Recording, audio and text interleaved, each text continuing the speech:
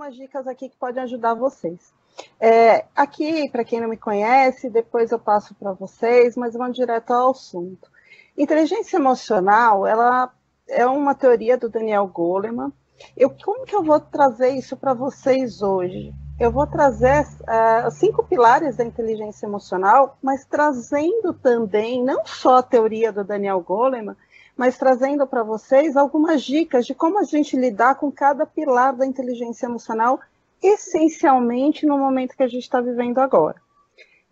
Então, eu quero começar trabalhando o primeiro pilar, que é conhecer as próprias emoções. O Daniel Goleman fala que a primeira coisa que a gente precisa, antes de mais nada, é conhecer como que a gente funciona. E é isso que eu quero explicar para vocês alguns pontos interessantes nesta questão que vai além da teoria do Daniel Goleman. Uma das coisas que foi descoberta dentro da neurociências é que cada um de nós enxerga o mundo de uma forma diferente. E olha que interessante, a gente percebe o mundo de acordo com a forma que a gente reage às emoções do momento. Então, imagina o seguinte, a gente cria um ambiente de acordo com a percepção que a gente tem. Vocês já devem ter vivido isso, de vocês irem no mesmo lugar com outra pessoa, e uma pessoa tem uma percepção daquela vivência diferente da sua. A grande verdade é que o nosso processo de percepção, ela está muito aliada às nossas necessidades pessoais e também aos nosso sistema de crenças e valores. Então, aquilo que eu acredito que é importante e que é funcional, vamos dizer o seguinte, de certa forma, com aquilo que eu necessito vai mudar toda uma percepção do ambiente. Não sei se vocês já ouviram falar, inclusive existe um viés inconsciente que chama efeito halo. O que é esse efeito halo? Se eu te encontro uma pessoa e eu tenho uma boa impressão dela, tudo que ela fizer, eu tendo a ver num viés positivo. Em contrapartida, se eu tenho uma má impressão da pessoa, tudo que ela fizer, eu tendo a enxergar com um viés negativo. Esse efeito halo, ele acontece o tempo inteiro com todas as circunstâncias. Então, se eu entro num ambiente e aquele ambiente, por algum motivo, satisfaz as necessidades que eu tenho no momento, e que dentro das minhas crenças ele é um ambiente adequado, eu vou enxergar que aquele ambiente de trabalho, por exemplo, tende a ter tudo de positivo. Como o contrário também é verdadeiro. Como que funciona esse sistema de crenças, né? Então, a gente tem essas situações específicas que vão influenciar dentro do nosso processo.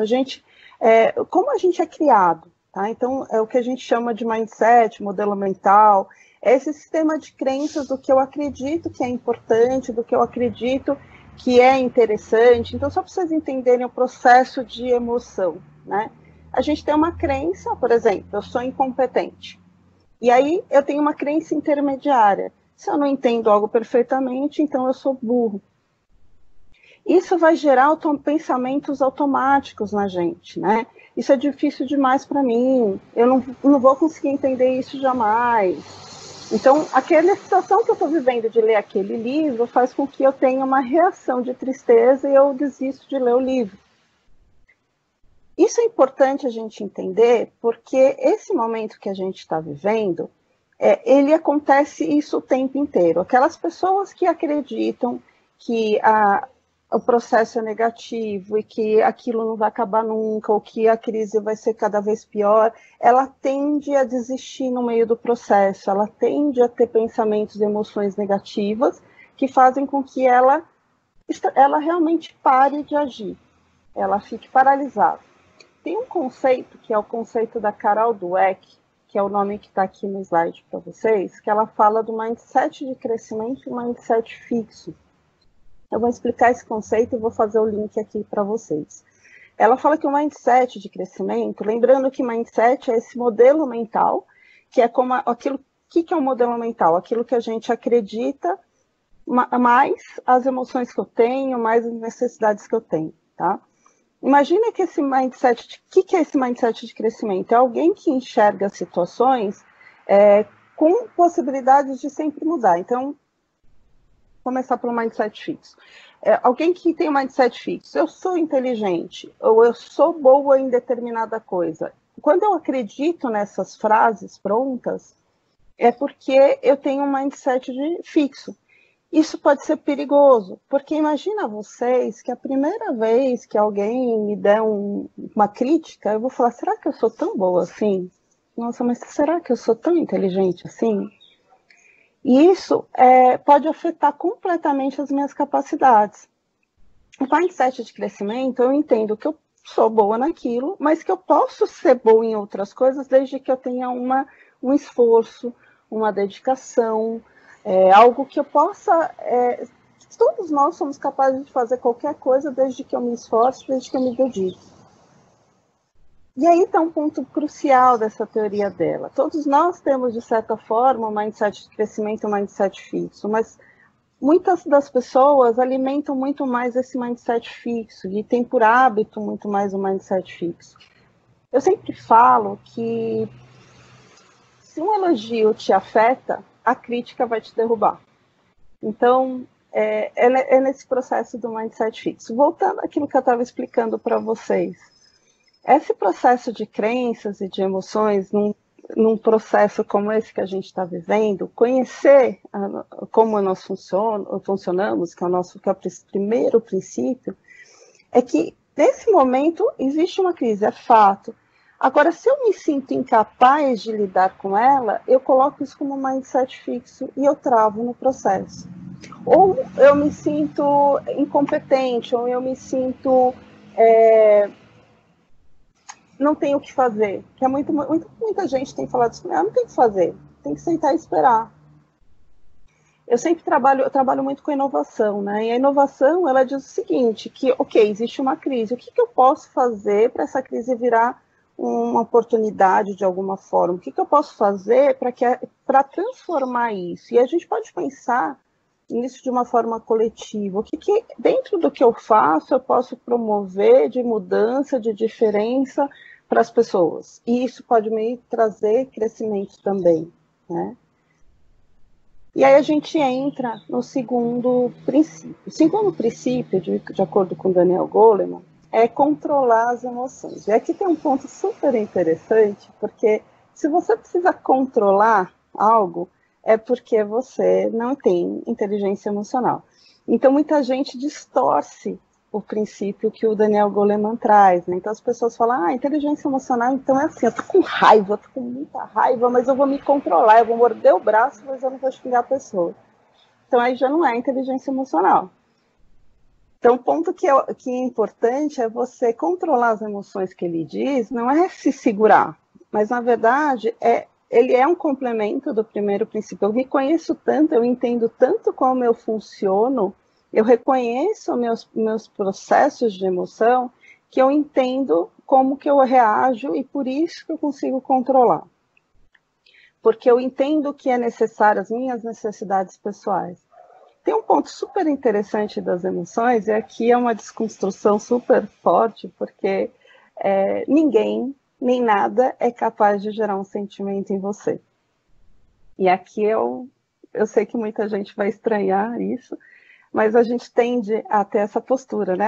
Fulano falou isso para mim, fulano me magoou, ou ciclana fez alguma coisa comigo, ou esta situação da pandemia está me deixando ansiosa, né? Essa crise está me deixando mal, né? Na verdade, o que a gente está falando aqui é que existe um estímulo, claro, que isso corrobora, né? Então, existe um estímulo externo, mas esse estímulo, ele vai vir de frente com as minhas necessidades. Eu vou dar um exemplo para ficar mais didático aqui para vocês, tá? Imagine o seguinte, eu tenho uma reunião com alguém, com o Rodrigo Abreu. Tenho uma reunião com ele e a gente marcou às 9h30 e ele atrasa 1 hora. Se eu estou, nesse momento, com uma necessidade de responder meus e-mails, de fazer um monte de coisas, e na minha base de crenças eu entendo que as pessoas são ocupadas e que é assim mesmo, eu vou sentir alívio. Agora, se eu tiver nesse momento, assim, super, super afim de falar com ele, porque eu sou super amiga dele, sabe? Então eu quero conversar super com ele, e eu tô com o prazo, nossa, com o horário super apertado, e na minha base de crença, eu acredito que ele, como amigo, devia me priorizar, eu vou ficar extremamente frustrado e magoado. Agora, em contrapartida, se eu acredito que a minha base de crenças, que alguém chega atrasado desrespeita, porque a coisa mais desrespeitosa que tem no mundo é chegar atrasado, e eu realmente preciso falar com essa pessoa nesse horário, eu vou me sentir extremamente com raiva, desrespeitada, ofendida. Vocês entendem que o estímulo é o mesmo, mas a reação, a emoção que eu tive depende das necessidades e do sistema de crença que eu tenho. Isso não tira a responsabilidade da pessoa de chegar atrasado, tá? Mas o que eu estou mostrando para vocês é que existe um estímulo externo, claro, né? Existe a crise, existe a pandemia, isso, e a gente não pode relativizar isso e nem tirar a importância disso, nem a gravidade disso. Acontece que esse estímulo externo, ele vai afetar as pessoas de formas diferentes. E essa é a grande sacada da inteligência emocional. Porque se você consegue perceber quais são suas necessidades, seu sistema de crença, você pode controlar suas emoções de uma maneira bem mais interessante. Existe uma teoria, eu não sei falar o nome desse homem, eu sei que começa com Mihaly e acaba com Mihaly, mas eu não sei falar o nome desse homem. Mas tem um TED dele super legal, do Flow. Depois eu posso passar o link para vocês. Aconselho, tem o livro dele. Mas ele fala que a gente encontra um caminho de fluxo quando a gente encontra esse equilíbrio entre o nível de desafio que a gente tem com o nível de habilidade. Então, vamos entender aqui, eu vou explicar melhor o flow, mas eu quero fazer o link aqui primeiro. Então, imagina o seguinte, eu entendo que o estímulo, qual que é a minha necessidade? Poxa, a minha necessidade é que eu preciso fazer alguma coisa, porque eu não posso ficar parada, eu sustento minha família. Qual é o meu sistema de crença? Eu acredito que a gente pode fazer alguma coisa, que é possível. Lembra do mindset de crescimento? Então, o que eu faço? Eu começo a me mobilizar para fazer algo e agir de uma forma criativa no meu cérebro. E aí entra um outro processo, que é esse processo de flow, para controlar a emoção, porque quando eu entro neste processo, eu falo, uau, eu posso tudo, porque aí tem o outro extremo, né? A pessoa fala, não, eu posso, eu consigo, eu vou enfrentar a crise. E a gente sabe que a pandemia é uma crise que ninguém esperava, super difícil. E aí você está naquele nível, né, de desafio altíssimo e a tua habilidade está baixa porque você não sabe lidar com aquilo e a tua ansiedade vai para o alto, a tua empolgação vai para o alto. E o problema da empolgação é que você cai muito rápido também, tá? Então o nível de emoção vai lá para o alto da emoção, mas ela cai e você fica mal logo em seguida. Isso não é bom, não é saudável. Por isso que muita gente também está vivendo esse momento de ansiedade, né, de preocupação, porque eu estou com nível de desafio alto, mas eu estou com baixa habilidade para lidar com ele, tá vendo? Também tem aquela situação que muita gente está vivendo. Eu não consigo pôr desafio nenhum, eu só vejo como ameaça esse processo da crise, mas eu também estou sem nenhuma habilidade, então eu fico apática. E tédio, que muita gente está vivendo também, né, que fica aquele desafio, mas a minha habilidade média. A gente não está vivendo um relaxamento, que a gente teria uma habilidade alta com baixo desafio. Isso não é verdade, tá? Agora, o que a gente pode tentar? Nenhum controle.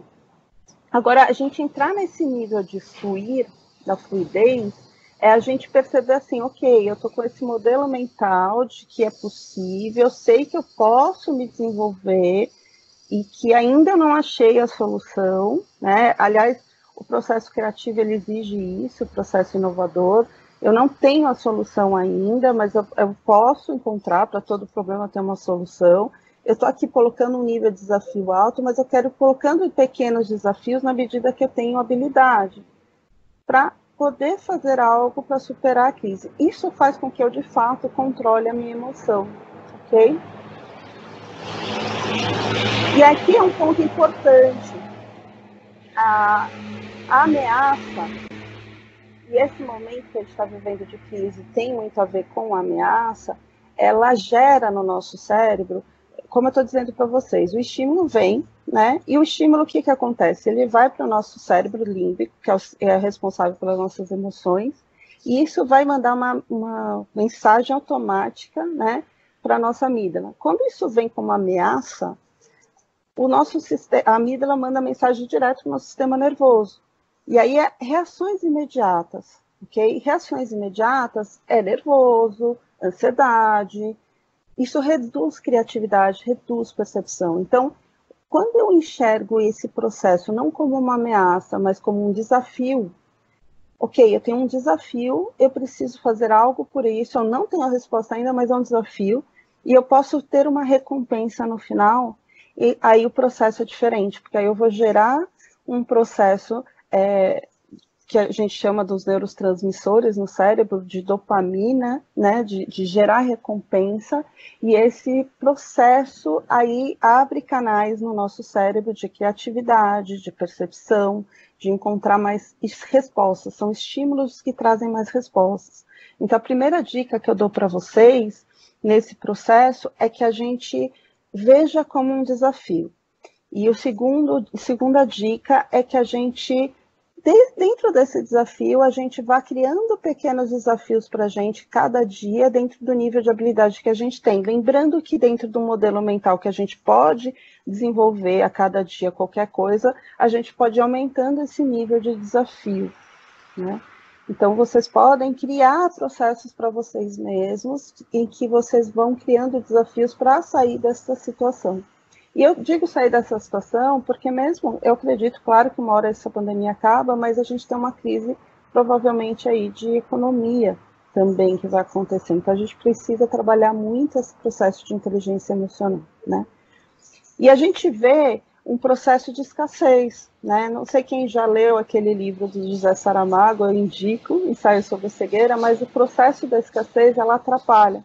Então, esse processo de sair comprando tudo que tem no supermercado e fazendo tudo, querendo fazer estoques e tal, o que faz? Faz com que você faça com que acabe aquilo, e aí repor o produto fica mais difícil, os produtos ficam mais caros, e aí você acaba piorando o processo como um todo, né? Então, um dos processos também de controlar as emoções é você pensar nesse processo mais coletivo, né? Então, o que eu posso fazer para pensar mais no coletivo? Então, que tipos de ações que eu posso ter que de repente vão ter mais efeitos de uma maneira mais coletiva.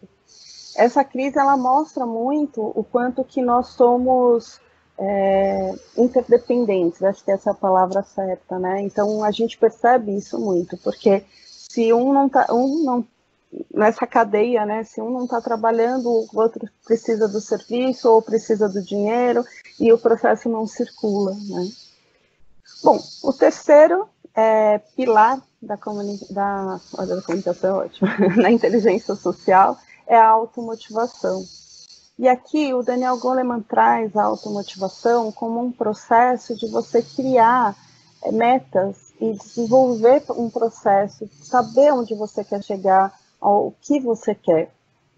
E tem muito a ver com o que eu estou falando para vocês, né?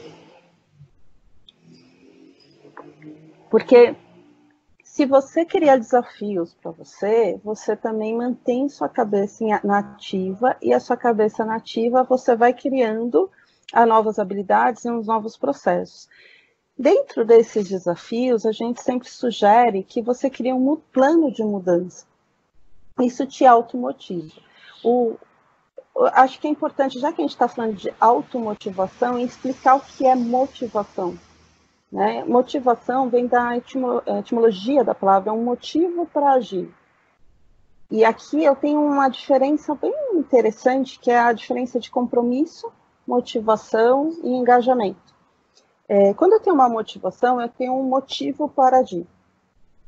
Quando eu tenho um compromisso, e muitos de vocês nesse momento têm um compromisso, eu percebo assim, eu tenho que, né? Essa palavra é forte, eu tenho que fazer aquilo, as pessoas precisam de mim, pela minha família ou pela empresa que eu presto serviço, eu tenho que fazer algo. Eu estou comprometida com aquilo, porque eu dei minha palavra.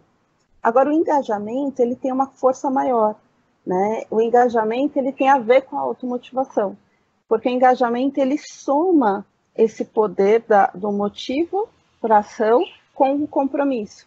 Eu vejo sentido naquilo, né? Então, o motivo para a ação é quando eu vejo sentido naquilo, eu vejo algo maior naquilo. E eu tenho um compromisso também, e aí eu me sinto engajada para fazer algo. Esse é um processo que a gente fala da automotivação. Então, para eu chegar nesse engajamento, vamos dizer assim, eu preciso criar um plano de mudança. A gente fala que um plano de mudança, ele precisa essencialmente ter visão, audácia e ação, né? Então, alguém que está confuso, alguém que não tem visão, não vai convencer nem a si mesmo, certo? Todo plano, se você não tiver audácia, se você não tiver coragem, você não sai da sua zona de conforto. E você pode ter visão, você pode ter audácia, mas se você não agir, não vai adiantar nada, certo? Muito bem. Como que a gente pode fazer isso? Aí eu trouxe aqui, para ajudar vocês, os 7 passos para a gente conseguir fazer boas mudanças, né? Lembrando, mais uma coisa que eu esqueci de falar para vocês, tá? Motivação tem a ver com um aspecto emocional, tá? E o comprometimento tem um aspecto racional. O que eu estou falando aqui da automotivação, que tem a ver com engajamento, a gente está somando as duas coisas. Então, imaginem que a gente está mexendo com esse aspecto emocional com esse aspecto racional. Eu vou trazer passos das mudanças, que tem um pouco desse racional, mas esse engajamento também tem esse aspecto emocional de fazer acontecer. Tudo bem? Então, o que são os 7 princípios? Primeiro princípio, né? A gente fala, bom, princípio da mudança, primeiro princípio é mudar. Sim, a gente parece redundante, mas não é. Na verdade, eu ouço isso todos os dias, eu sou coach, eu trabalho com isso, com treinamentos, e eu sempre ouço das pessoas, mude, ok, eu quero mudar, mas a pessoa fala que tem várias coisas que ela quer mudar, mas ela não efetivamente muda. E aí, quando você pergunta para a pessoa por que ela não está mudando, ela fala, não, é porque não dá, né? É preciso, quando eu tiver dinheiro eu mudo, ou quando eu fizer tal coisa eu mudo, ou quando eu casar eu mudo, ou quando eu me formar eu mudo. Esse é um grande perigo, né? Você esperar algo acontecer para mudar. Se aquilo está te incomodando, muda. Não espera que algo aconteça para que você faça aquilo. Então, esses são os vieses que a gente tem e a gente com certeza cai nessas barreiras, né? Então, se você tem algo que te incomoda, você precisa se organizar para fazer a mudança. Ainda que você crie todas essas barreiras na sua mente de que existem coisas que precisam acontecer primeiro. E aí eu digo para vocês, não. Aliás, esse momento de pandemia mostra isso, né? Muita gente falou assim para mim, poxa, na minha área, né, a gente trabalha muito com treinamento presencial e muitas pessoas falaram assim, nossa, da noite para o dia eu tive que mudar para o online. E aí eu digo, né, quantas vezes, esse é um tipo de mudança, quantas vezes as pessoas falavam assim, vamos mudar para o online, não, vamos esperar até um momento, não, você vê, um momento como crise como essa, faz todo mundo mudar e ver que é possível, né. Segundo princípio é organizar. A organização é muito importante. E o organize-se, ele é muito interessante porque a gente tem uma coisa no cérebro que chama transmodalidade. O que é a transmodalidade? Se a gente, inclusive, né, às vezes eu ouço uma música e isso me ajuda a pensar melhor sobre um problema, né? A gente tende a fazer coisas não correlatas, mas que ajudam a gente a fazer melhor aquela coisa. Quando a gente fala organize-se, um processo de mudança, todo processo, tudo que eu quero mudar, eu preciso primeiro organizar, porque aí, claro, quando está tudo em ordem, nada parece tão ruim. Mas muita gente tem dificuldade com a organização. Por que eu estou falando desse processo do cérebro? Começa organizando suas coisas pessoais. E esse momento de quarentena é ótimo para isso. Organiza sua gaveta, sua carteira, sua bolsa, sua casa, sabe aquela gaveta da bagunça? Organiza ela. Quando você organiza coisas, isso automaticamente chama transmodalidade. Você automaticamente organiza coisas do seu cérebro também. Então, coisas que estão confusas começam a se organizar melhor. Por isso que, às vezes, você faz de fora para dentro. Claro que de dentro para fora funciona muito melhor, mas também de fora para dentro. Esse processo da organização, ela ajuda a você a perceber que nem tudo é tão complexo assim, ok? O terceiro princípio da mudança é você testar a mudança. Então, aquilo que eu estou falando é tão absurdo, principalmente nesse momento, né? Então, a gente está obrigatoriamente tendo que fazer uma mudança, e aí eu estou fazendo algo que eu nunca tinha feito, eu não tenho a menor ideia se isso dá certo. E aí, o que é uma angústia pessoal que acontece? Você fala assim, ok, isso não vai dar certo, não, deixa para lá, tá? Não é muita loucura. Testa. Se não deu certo, você tenta outra forma, ok? Mas precisa testar. E, por incrível que pareça, inicia. Porque às vezes você testa, você até vê que tem potencial para dar certo, claro que tem coisas para arrumar, mas você nunca começa aquele processo. Então, dá o primeiro passo. Eu quero fazer tal coisa, esse é o meu plano, então dá o primeiro passo. Mas também valorize-se. Esse ponto é importantíssimo. Ninguém no mundo é a pessoa mais recomendada a te valorizar do que você mesmo. Então, a ideia que você está tendo, você sabe o valor que tem, você sabe o valor agregado que tem. Então, valorize a ideia, compre você mesmo essa ideia, compre você mesmo o seu potencial de fazer, para que você possa mostrar para o mundo o que você está fazendo. Então, o primeiro passo é você se valorizar, você entender o valor que você tem no mundo. E aí não basta o primeiro passo, você tem que agir e seguir para os outros passos, que é o agir e fazer acontecer. Esses são os 7 princípios, né? E, por fim, o último princípio é o resolva. Tem problemas? Tem. O que a gente faz quando a gente tem problemas? Às vezes você fala, puxa, problema, deixa para cá, deixa para lá, depois eu faço, né? Depois eu resolvo. E aqui eu tenho uma dica super importante que me ajuda muito com isso. A gente tende a protelar, deixar para lá, porque aquilo vai dando angústia na gente. Só que quando a gente vê uma lista de coisas, a gente vai ficando mais angustiado e vai piorando mais. Então, resolve tudo que for mais fácil primeiro. Aí você fala, mas Fernanda, vai ficar o pior, o mais difícil. Sim, mas para o nosso cérebro, quando você olha 10, 15 coisas para fazer, dá desespero. Mesmo que fique as 3 piores coisas, são só 3 coisas para fazer. E isso eu faço para tudo na vida, até na academia eu faço isso. Quando eu vou na academia, tem aqueles aparelhos fáceis, eu faço tudo que é fácil e fica só os difíceis no final. Porque aí é uma maneira de você trabalhar no seu cérebro de uma forma para criar esse motivo para agir, essa emoção para fazer acontecer, ok? Então essa dica é de ouro que eu dou para vocês. Quando vocês tiverem uma pilha de problemas, resolve tudo que é fácil, tira da frente tudo que for fácil, deixa o que é mais difícil para o final. Porque aí o que acontece no seu processo cognitivo? Você fala assim, poxa, eu fiz até agora, já fiz tudo isso, já fiz 10 coisas, só faltam 3, agora eu vou até o final, ok?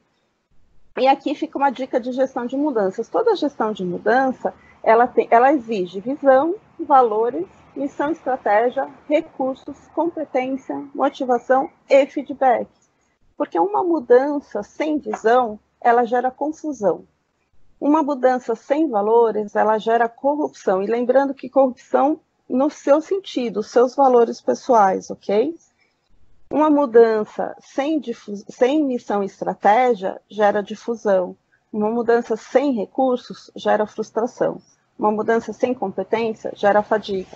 Uma mudança sem motivação gera lentidão. E uma mudança sem feedback gera dúvida. O quarto princípio que a gente chega da inteligência emocional é a empatia. Daniel Goleman fala que reconhecer as emoções não só suas, mas das outras pessoas. Eu adoro essa imagem, que é a pureza das crianças, né? E aqui tem um ponto importantíssimo da empatia, porque a gente fala que reconhecer a emoção do outro é fácil, se colocar no lugar do outro não é tão simples assim. E aí é um ponto super importante, porque é complexo, a gente não consegue ser o outro. E aqui tem alguns bloqueios muito fortes da empatia que a gente está vivendo, e um deles é a distância. Né? Então, quanto mais distante a gente está das pessoas, mais a gente se bloqueia nesse processo empático, porque a gente não consegue sentir a dor do outro. Eu vou explicar por que é tão difícil esse processo empático. Né? Na verdade, as pessoas têm crenças diferentes, têm criação diferente, têm necessidades diferentes. Quem nunca aqui aconteceu isso, de um amigo ou uma amiga te falar algo, e você falar um problema, e você falar, pensar com você, nossa, isso é o problema é o meu. Né? Então, não porque você é egoísta, né, egocêntrico, mas porque realmente, no seu modelo mental, aquilo que a pessoa está vivendo é fácil. Só que, na verdade, para ela não é. Teve até um caso de um personal trainer que engordou 30 quilos para ter empatia com a aluna dele, e na verdade ele foi super criticado, porque ele em 5 meses emagreceu. Claro, ele tem metabolismo de um atleta, ele tem condicionamento físico de um atleta, memória corporal de um atleta, N coisas que o organismo dele é diferente do dela, e que a realidade dele é diferente da dela. Então, por mais que ele queira ter empatia, ele não conseguia. O processo empático é complexo demais para isso. Então, reconhecer a emoção da outra pessoa, ele exige um exercício muito maior. Eu preciso entender a lógica daquela pessoa. Eu preciso entender por que aquilo é tão importante para aquela pessoa. E a gente está vivendo um momento em que a gente cria rivalidades, né? Então, a pessoa pensa diferente de mim, ou a gente já fala, que absurdo, essa pessoa pensa tal coisa, né? Mas por que ela está pensando assim? O que levou ela a agir como ela agiu? O que acontece na realidade dela que faz ela se pronunciar daquela forma? Que emoção que ela está sentindo, né? Então, esse exercício, por exemplo, da crise que a gente está vivendo, é um exercício muito, muito forte para a gente passar por essa quarta princípio da inteligência emocional. Porque quando alguém da área médica fala fique em casa, essa pessoa está vendo um monte de mortes, ela está enxergando essa situação da pandemia. Agora, quando alguém, um empresário, fala, não, a gente não pode deixar a economia quebrar, essa pessoa está enxergando, ela está vivenciando uma quebra enorme da economia, ela está perdendo milhões, ela está tendo que mandar a gente embora, ou quando uma pessoa que não tem dinheiro, sei lá, para dar comida para a família. E eu estou dando exemplos para vocês entenderem. Eu não tem certo e errado, mas tem emoções e situações diferentes. E quando eu reconheço as emoções das outras pessoas, né, eu falei já da transmodalidade cerebral, está aqui o nome, né, do que eu estava explicando agora há pouco. Mas quando eu reconheço isso nas outras pessoas, eu consigo entender que existem pessoas com necessidades diferentes das minhas. Lembra quando eu falei de conhecer as nossas próprias emoções? É que quando eu tenho um estímulo, esse estímulo soma a necessidade que eu tenho e os valores e crenças que eu tenho. Então, imagine que para as outras pessoas existem esse mesmo processo, e que é diferente do meu. A gente tem um viés da empatia de achar que as outras pessoas têm o mesmo processo que o nosso. Então, aqui é um bom exercício para a gente ter no nosso dia a dia, de não julgar as outras pessoas. Nem tudo é o que parece ser. mas toda vez que alguém falar algo que te soa estranho, te soa mal, em vez de você julgar, você tentar pensar por que essa pessoa está agindo assim. E aí é uma coisa interessante, porque, na verdade, a gente vai sempre julgar, porque o nosso... E aqui eu quero trazer uma explicação importante também para vocês, né? O nosso cérebro, ele é econômico, então, para vocês entenderem, nosso cérebro pesa 1,5 kg, mais ou menos, desnecessário comparar com o peso do corpo, né? Vamos combinar ainda mais na quarentena, né? Mas, enfim, e o que o cérebro faz? Ele gasta 20% de toda a nossa energia na inércia. Então, tudo que a gente tenta, tudo que a gente faz, que exige pensar, exige uma análise maior, gasta energia. Então, o julgamento, ele traz respostas prontas, né? Então, se a pessoa fala de um jeito diferente do meu, eu vou falar assim, que absurdo isso que a pessoa está falando, essa pessoa é uma alienada, é isso, é aquilo, porque é uma maneira de eu não gastar energia, ok? Então, lembre-se que nem tudo é o que parece ser, e que o julgamento vai acontecer. Como que eu funciono? Se eu sei que eu julgo, eu sei que nem tudo é o que parece ser, a dúvida é mais benéfica que a certeza. E que toda vez que alguém tiver um pensamento diferente do meu, talvez seja a hora de eu tentar entender a lógica do outro. Esse é o momento de abrir diálogos, né? De abrir um entendimento com a outra pessoa.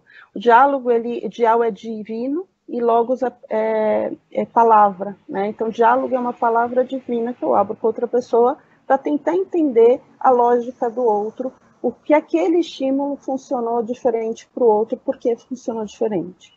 E, por fim, o último, que é o em relacionamentos interpessoais, que é o último princípio da inteligência emocional, eu quis trazer para vocês um outro estudo do Daniel Goleman que aprofunda muito a quinta princípio da inteligência emocional. Inclusive, existe um livro do Daniel Goleman que chama Inteligência Social, que é sensacional, e eu indico aqui para vocês. E ele aprofunda muito esse quinto princípio. O que é a inteligência social, que é o relacionamento interpessoal? Ele fala o seguinte, que quando a gente cria conexão com as pessoas, a gente cria mais sincronia e, portanto, a gente entra num processo mais empático. E isso cria uma inteligência social e faz com que a gente tenha relacionamentos interpessoais mais profundos, melhores, que dão mais resultados para a comunidade como um todo, né? E ele fala o seguinte, quando eu gero conexão com a outra pessoa, eu também abro um caminho para que a gente seja mais criativo, tá? Vou explicar esse passo a passo para vocês, tá? Então, o que ele chama desse processo de conexão? Certamente vocês já tiveram essa vivência de conversar com alguém e você fala uma coisa e a pessoa complementa, e aí você complementa aquilo que ela disse, e ela fala, nossa, é isso, e aí é uma delícia conversar com aquela pessoa, você fala, nossa, que delícia conversar com você. Isso é quando você está conectado com essa pessoa. Por isso que ele fala que o processo de conexão gera processos criativos nas decisões. Em contrapartida, vocês já também conversaram com pessoas que você fala assim, sei lá, nossa, vocês viram o tempo hoje? Aí a pessoa responde, gente, eu tenho uma conta para pagar. E aí a outra responde assim, nossa, você viu o jogo ontem? Tipo, nada com coisa nenhuma. É porque vocês não estão conectados. Tá, tudo bem, Fernanda, entendi a diferença de quando eu estou não conectada, mas como que a gente gera conexão? Olha que interessante. Tem duas coisas simples que geram conexão entre as pessoas. A primeira é a atenção mútua. E aí é uma coisa muito louca que eu vou falar, não falando pelo Daniel Goleman, mas em meu nome, Fernanda Dutra. A gente está tão conectado que a gente está se desconectando. Às vezes eu estou falando aqui com vocês, aí eu estou respondendo o WhatsApp, aí eu estou recebendo um negócio, aí eu estou vendo Nelson na TV, aí eu estou vendo outra coisa. Será que a gente está realmente dando atenção uns para os outros? Porque quando a gente tem uma atenção mútua, eu estou aqui para você, você está aqui para mim, a gente consegue ter muita chance de conexão, né? Mas não basta a atenção mútua. Tem a segunda coisa importantíssima, que é um sentimento positivo compartilhado. Por quê? Porque tem um sistema de autopreservação que a gente tem, e a gente só se conecta se for no positivo. Então, imagina o seguinte, né? Você está mal e a gente se conecta e a gente se afunda junto. Então, não, meu sistema de autopreservação não permite isso. Para que a gente se conecte, eu preciso tirar você desse estado negativo, que a gente chama ressignificar, de tirar, né, trazer um olhar diferente daquilo que você está vivendo, aí você fica positivo, aí sim a gente se conecta, tá? Então, o sentimento positivo, o olhar positivo é muito importante. E olha que interessante, a gente está falando num momento de crise, e a gente está falando de ter respostas criativas para a gente achar soluções. A gente só acha soluções, só se conecta se a gente estiver olhando de uma forma positiva. Eu sei que é difícil. Eu sei que é difícil. Tem horas que eu acordo de manhã e falo, meu Deus, que difícil. Mas é um exercício mental. É um exercício mental de pensar. Lembra que eu falei no começo? O desafio. Não, é um desafio. Eu tenho uma maneira, mindset de crescimento, né? Não, eu consigo, eu tenho uma maneira de achar, eu sei que tem uma solução, eu vou encontrar, eu sei que eu sou capaz. E aí, quando você vai pensando dessa maneira positiva, o que, que você faz? Você também se conecta com outras pessoas que também estão pensando assim, e aí você gera essa conexão. Essa conexão faz com que você tenha ideias criativas em coletivo, de forma que você encontre, lembre-se, né, gente, que a inovação, a criatividade, a solução de problemas, ela só vem no coletivo. A gente não vai conseguir sozinho. Então, aí é hora de conectar pessoas. Eu brinquei esses dias que eu nunca pensei que no isolamento eu ia estar tão conectada com as pessoas, porque o dia inteiro eu estou conectando com pessoas, à distância, mas conectando. E aí, se você entra nessa conexão, você entra num segundo estágio, mesmo que a distância, da sincronia. E esse processo da sincronia, acabei de derrubar aqui tudo a água, o chá que eu estou tomando. E esse estado da sincronia é quando você e a outra pessoa começam a entrar num processo. Aqui tem a imagem, né, da sincronia, que é aquele jeito que é um rapport natural, né? Então vocês sentam de forma parecida, vocês falam de forma parecida, vocês têm os trejeitos. À distância, você percebe a sincronia porque os dois começam a ter um jeito de pensar diferente, a gente começa a trocar uma coisa de uma forma diferente. Olha, eu pensei uma coisa, nossa, eu estava pensando nisso. Entra na sincronia, tá?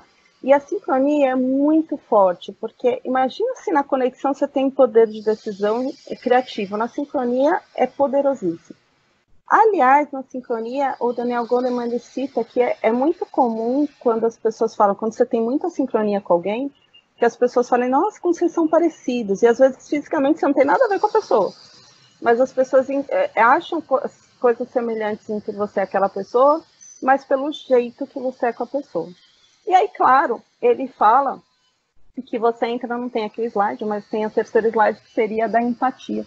Se você entra nessa conexão, nessa sincronia, você entraria num nível profundo de empatia. Esse nível profundo de empatia são relacionamentos mais profundos, tá?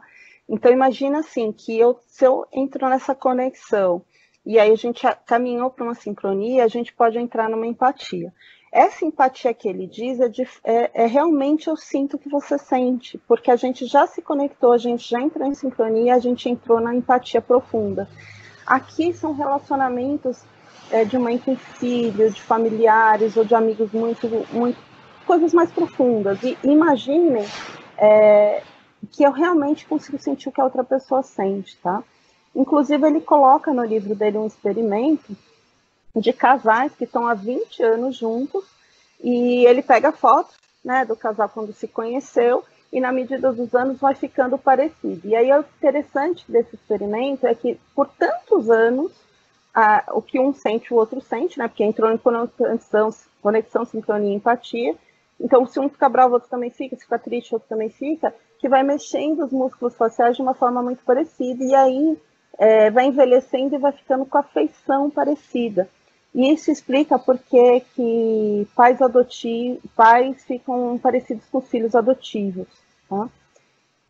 Claro que esse processo que ele sugere talvez seja para um relacionamento mais profundo, mas esse processo de conexão e sincronia é possível dentro desse processo que a gente está vivendo.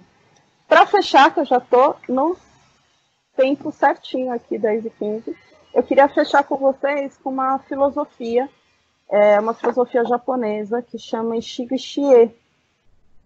No Japão, eles têm essa filosofia que eles falam, o que é Ishigo Shie? Literalmente é um encontro, um momento, né? E eles dizem o seguinte, que todos os momentos que a gente vive são únicos. Então, vamos supor que a gente faça amanhã o mesmo webinário, com as mesmas pessoas, no mesmo horário, não vai ser igual a esse. Então, tudo que a gente vive nunca vai se repetir.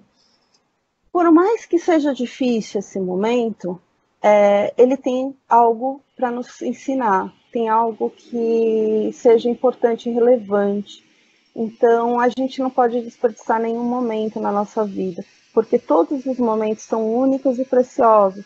Né? Então, essa mensagem que eu queria dizer para vocês, do Ishigo Shie, que é esse momento único que a gente está vivendo agora aqui, né, eu com vocês, e a gente é um momento único e importantíssimo.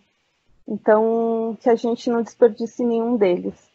Aqui eu deixo para vocês, né, meus contatos e fico super aberta para tirar dúvidas. Eu sei que tem algumas para responder agora, mas também, para caso vocês queiram se aprofundar mais nesses assuntos, podem me procurar. É isso, muito obrigada. Maravilha, Fernanda. Obrigado por aceitar aí o convite, tá? Aceitar o desafio. Parabéns. Foi muito bom falar sobre esse tema, né, de inteligência emocional, inteligência social também, muito bacana, tá? Nós temos alguns comentários aqui na rede mesmo. O pessoal se motivou a colocar aqui as suas contribuições, tá? Eu estava com muita vontade de ter interação, de ouvir perguntas. Aham. Não, vou passar para você agora aqui, ó. Tem o Marco, né? O Marco de Pinheiros, ele coloca algumas observações. Bom, primeiro, ele gosta muito desse tema, né? Ele menciona aqui que, segundo o Daniel Goleman, 80% do sucesso do ser humano depende da inteligência emocional e 20% depende do seu coeficiente intelectual. E ele ainda complementa que a base da inteligência emocional tem motivação, que é o entusiasmo, autocontrole, que é o domínio próprio, e empatia, que é colocar-se no lugar do outro, não é? Isso mesmo, Marco. Aliás, para reforçar, existe um livro, Marco, que chama Outliers. Outliers não tem uma tradução literal, mas seriam pessoas fora da curva, do Mark Gladwell, e um dos experimentos que ele coloca no livro, o que é esse livro? Ele pega pessoas muito fora da curva e faz uma análise do que elas têm em comum. Claro que elas são inteligentes, mas não é o ponto mais relevante. O ponto mais relevante delas é a capacidade de relacionamento interpessoal, que, claro, para você ter relacionamento interpessoal, você precisa ter inteligência emocional. Então, pessoas assim, tipo Steve Jobs da vida, um Mozart, pessoas fora da curva, tá bom? Só para complementar, esse livro é sensacional, fica a dica aqui para vocês. É legal. Eu marquei aqui também o Inteligência Social, que eu gostei muito. O Rodrigo Abreu ele coloca aqui: obrigado, Fê, inspirador com muitas dicas práticas e de fácil entendimento. O gráfico do Aí, Mihaly é ótimo e serve para muitas reflexões. isso. O Mihaly, gente, eu vou passar para vocês o link do TED dele. É muito fácil, é muito gostoso de assistir. Não está em português, mas tem a legenda, 15 minutos, e é super, super legal. Porque quando você está no fluxo, você também é o que você entrega. Então, você dá o seu melhor e você dá muito mais resultado. É bem legal. Vai além do que eu pus aqui, que não tinha tempo para aprofundar mais, mas é bem legal. Eu super indico.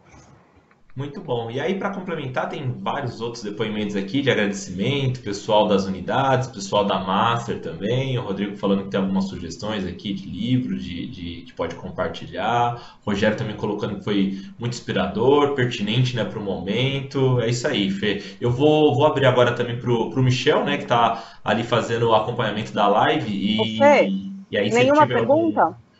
Oi? Nenhuma pergunta. Pergunta realmente, acho que, ó, pintou uma agora aqui, ó, do Marquese, tá?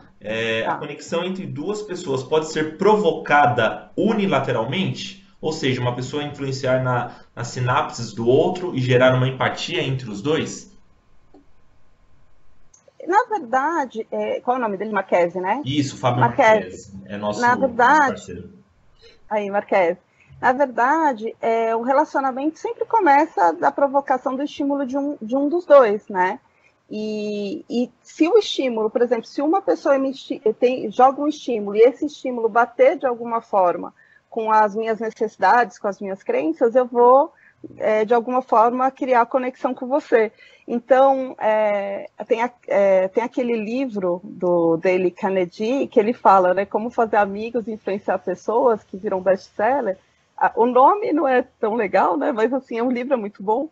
Mas ele fala justamente isso, né? Que quanto mais você entendeu outra pessoa, mais você se conecta com outra, que tem a ver com o que eu falei aqui. Verdade. Então, se você entende como o outro funciona, você joga o estímulo certo, né? Mas normalmente começa de uma pessoa jogando para outra e o estímulo para outra pessoa. E é da sinapse da outra pessoa que começa a conexão, né? Porque, opa, me interessou, e aí eu começo a gerar conexão com outra pessoa. Muito bom. Respondido, Ainda tem a Marquese? respondido? Vamos lá. Michel, temos alguma contribuição aí? Algum comentário, pergunta aí no Facebook? Com você. Ah, Fê, temos sim. Fê, primeiro, parabéns pela apresentação. Obrigado por topar o desafio com a gente aí. A gente está com uma grade super legal e o conteúdo que Legal. você trouxe Bom, só ajudou a gente a trazer mais conteúdos para a nossa rede e para o mercado também. Tem algumas interações aqui no Facebook. Quando você falou empatia, choveu coraçõezinhos aqui na live. Todo mundo mandou coraçõezinhos, empatia, coraçãozinho. Então, é a palavra da moda, digamos assim, né? A Carla comentou que inteligência emocional é a chave do sucesso para as pessoas que querem ter sim. sucesso, efetivamente. O Pedro falou que nesse momento inteligência emocional é importante para você ter também resiliência, para você conseguir lidar com problemas e dificuldades. O Felipe comentou que um dos grandes ganhos da inteligência emocional é a questão de você ter empatia. De novo, coraçõezinhos, empatia, empatia. E aí tem uma pergunta da Neide, muito boa, que ela faz assim, Fernanda, no dia a dia, como você pode aplicar inteligência emocional de verdade com aquele chefe mais difícil e carrancudo? Eu vou responder dando um exemplo. Uma das coisas que eu aprendi, e a inteligência emocional tem muito a ver com comunicação não violenta, é que ninguém é capaz de te ofender. O nome dela é Daisy, é isso? Desculpa. Michel. Cortou, perdão. Qual o nome dela? Desculpa. Neide. Neide, eu aprendi uma coisa. Ninguém é capaz de te ofender. Então, toda vez que tem a ver com o que eu estava explicando para vocês, tem um estímulo externo, né? Esse estímulo que vai gerar teu sentimento baseado nas suas necessidades e nas suas crenças. Isso funciona também para ofensa. Se a pessoa está te xingando ou ela está sendo raivosa com você, na verdade, tem muito mais a ver com as necessidades não atendidas dela do que algo que tem com você.